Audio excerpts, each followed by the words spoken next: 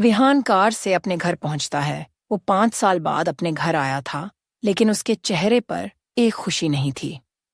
Driver जल्दी से car से उतरकर विहान के लिए कार का दरवाजा खोलता है। विहान कार से बाहर आता है। ड्राइवर विहान की तरफ देखते हुए पूछता है, सर, आपका बैग आपके रूम में रखवा दूं? विहान तुरंत मना करते हुए बिना किसी भाव के कहता है, नहीं, बैग कार में ही रहने दो। ड्राइवर शांत आवाज में कहता है, ओके सर। विहान सीधा घर अंदर चला आता है। हेमा जी और आनंद जी विहान को अंदर आते देख जल्दी से उसकी तरफ बढ़ते हैं। हेमा जी तो अपने बेटे के पास जा जल्दी से उन्हें गले से लगाते हुए खुशी भरी आवाज में कहती हैं, मेरा बेटा, हमने आपको बहुत याद किया। विहान विहान बिना किसी भाव के कहता है, मैंने भी मॉम। हेमा जी फिक्र भरी आवाज में कहती है, विहान देखो अपने आप को कितने पतले हो गए हों। वहां आप अच्छे से खाना नहीं खाते थे क्या? विहान जल्दी से कहता है, मॉम, मैं आपको किस एंगल से पतला लग रहा हूं? इसे फिट बॉडी कहते हैं। हेमा जी शिकायत करते हुए कहती हैं, एक माँ की नजरों से। देखो विहान, उनका बच्चा उन्हें पतला और कमजोर हो लगता है। आनंद जी हेमा जी को रोकते हुए कहते हैं, हेमा, अगर आप विहान से मिल ली हो तो हमें भी मौका दे दीजिए। हेमा जी साइड हटते हुए बोली, जी बिल्कुल, आइए। आनंद जी भी प्यार से अपने बेटे को गले से लगाते हैं और कहते हैं, अब आप आ गए हैं तो विहान अब से ऑफिस आपको संभालना है। हेमा जी आनंद जी की तरफ देखकर शिकायत करते हुए जल्दी से कहती हैं, क्या आनंद, आप भी? हमारा बेटा अभी यूके से आया है और आप अभी उनसे काम की बातें कर रहे हैं। उन्हें शांति से बैठने तो दीजिए, काम की बातें बाद में भी हो जाएगी। आनंद जी बांधे जल्दी से कहते हैं, हेमा, आप ही तो हमसे कहती रहती हैं कि हम आपको टाइम नहीं देते, तो हमने सोचा कि कुछ दिनों के लिए विहान को ऑफिस की सारी जिम्मेदारी सौंपकर हम आपके साथ कुछ वक्त बिता लेंगे। विहान शांत आवाज में कहता है, जी डैड, आप बिल्कुल फिक्र मत कीजिए, मैं आज से ही ऑफिस चला जाऊंगा। आप मॉम को टाइम दें तो ठीक है, अब मैं चलता हूं। हेमा जी जल्दी से कहती हैं, अभी कहाँ विहान, पहले आप नहा लीजिए, फिर हम साथ में नाश्ता करते हैं, उसके बाद आप ऑफिस चले जाना बेटा। विहान जल्दी से कहता है, सॉरी मॉम। डैड, मैं आपको बताना भूल गया, मैंने यहाँ एक नया घर खरीद लिया है और अब से मैं वहीं रहूंगा। हेमा जी हैरानी से कहती हैं, ये आप क्या कर रहे हैं? आनंद जी भी बड़ी हैरानी से कहते हैं, हाँ विहान, ये आप क्या कर रहे हो? और आपके पास घर खरीदने के पैसे कहाँ से आए? विहान थोड़ा रुककर शांत आवाज में कहता है, मैं यूके में पढ़ाई के साथ साथ एक बहुत अच्छी कंपनी में जॉब भी कर रहा था। हेमा जी जल्दी से कहती हैं, वो सब ठीक है विहान, लेकिन आपको नया घर खरीदने की क्या जरूरत थी? ये घर आपका भी तो है। विहान बिना किसी भाव के कहता है, जानता हूं मॉम, लेकिन अब से मैं अकेला रहना चाहता हूं।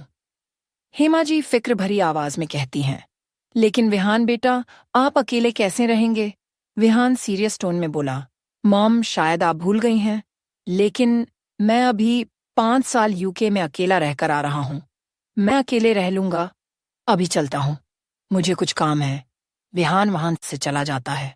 हेमा जी और आनंद जी हैरानी से एक दूसरे को देखते हैं। हेमा जी परेशान भरी आवाज में कहती हैं, आनंद, ये हमारे बेटे को क्या हो गया? कहीं उन्हें कुछ पता तो नहीं चल गया? आनंद जी शांत आवाज में कहते हैं, नहीं हेमा, ऐसा नहीं हो सकता। अगर उन्हें कुछ पता चलता तो वो यहाँ से इतनी शांति से नहीं जाते। विहान वहां से सीधा अपने नए घर जाता है और वहां से नहाकर रेडी होकर ऑफिस के लिए निकल जाता है। इधर आन्या अपने स्कूल पहुंचती है। आन्या जिस स्कूल की टीचर थी, वो स्कूल शहर से आउटर एरिया में था। वो रोज घर से स्कूल बस से आना जाना करती थी और आन्या का स्कूल बाकी स्कूलों से काफी अलग था। इस स्कूल में ज्यादातर गरीब घर के बच्चे पढ़ने आया करते थे। जिस बच्चे के माँ बाप स्कूल की फीस नहीं दे पाते थे, वो बच्चे इस स्कूल में पढ़ते थे, क्योंकि ये स्कूल अमीर बिजनेसमैन के डोनेशन से चलता था और उसी डोनेशन से बच्चों को स्कूल ड्रेस, किताबें और एक वक्त का खाना मिलता था।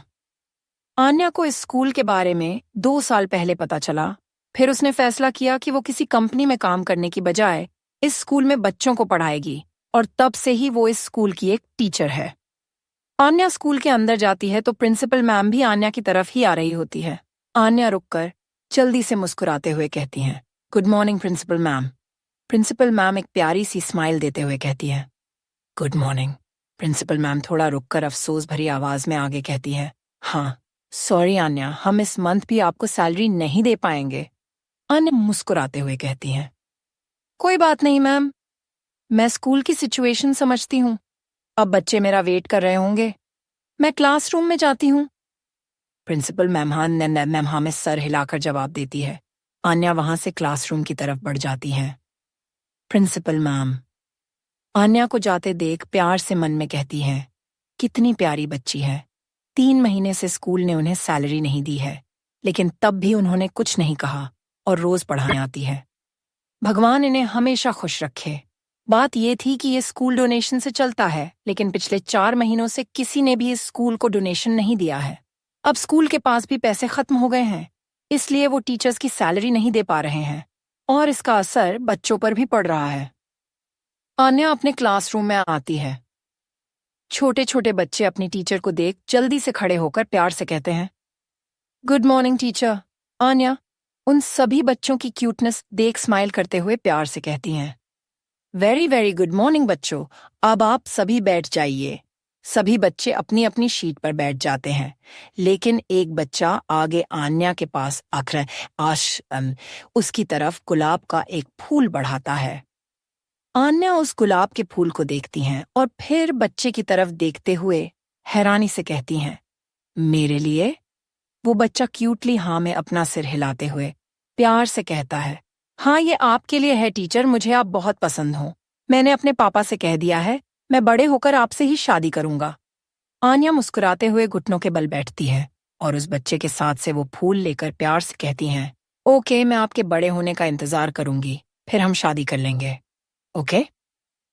वो बच्चा खुशी से झूम उठता है और अपनी प्यारी आवाज में कहता है, मुझे पता था आप मुझे मना नहीं करेंगी। उस बच्चे की क्यूटनेस देख आन्या प्यार से उस बच्चे के चिक्स पर किस कर लेती है और फिर खड़े होते हुए प्यार से कहती हैं, फूल के लिए थैंक यू। अब अपनी सीट में जाकर बैठ जाइए। बच्चा अपनी शीट पर आ जाता है।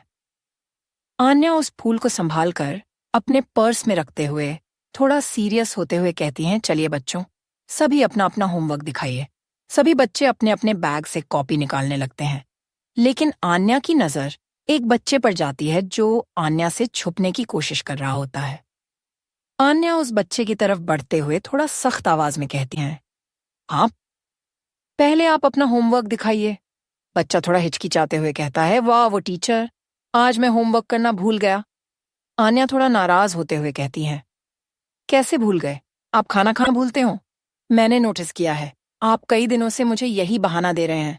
बच्चा अपना सिर नीचे करते हुए धीरे से कहता है, वो टीचर।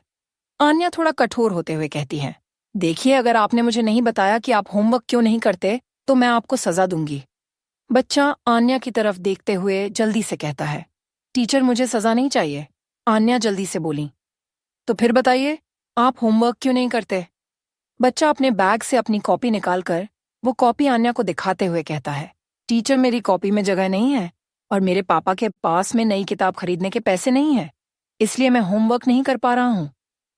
आन्या उस बच्चे का रीजन सुन थोड़ी इमोशनल हो जाती हैं और वो जल्दी से उस बच्चे को गले से लगाते हुए प्यार से कहती हैं, बेटा आपने मुझे ये पहले क्यों नहीं बताया? मैं आपके लिए कल नई कॉपी ले आऊंगी, फिर आप होमवर्क करके आना, ओके? बच्चा हल्का मुस्कुराते हुए कहता है, ओके टीचर। आन्या बाकी बच्चों की तरफ देखते हुए बोली, बच्चों अगर आपकी भी किताब या पेंसिल खत्म हो गई है तो मुझे बताइए, दो मैं कल आपके लिए ले आऊंगी। कुछ बच्चे उठकर अपने अपने खत्म हो गई चीजों के बारे में बताते हैं। आन्या उन सभी बच्चों की तरफ देख मुस्कुराते हुए कहती हैं, ओके बच्चों, मैं कल आपके लिए सारे सामान ले आऊंगी। फिर आन्या बच्चों को पढ़ाने लगती है। इधर विहान अपने डैड के आलिशान ऑफिस पहुंचता है।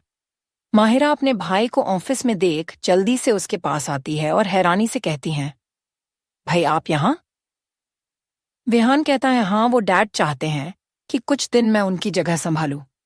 माहिरा जल्दी से कहती हैं, लेकिन भाई आप आज ही तो आए हैं, आज आप घर में आराम करते, कल से ऑफिस आ जाते। विहान शांत आवाज में बोला, माहिरा मुझे खाली बैठना पसंद नहीं, इसलिए ऑफिस आ गया। अब तुम्हारी इजाजत हो तो मैं अपने काम पर जाना चाहूंगा।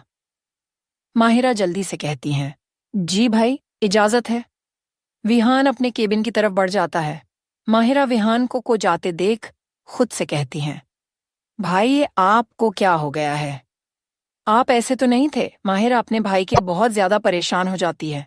क्या होगा आगे इस कहानी में जानने के लिए पढ़ते रहे दिल टूटने की साजा, सिर्फ और सिर्फ बिग रीड स्टोरीज पर।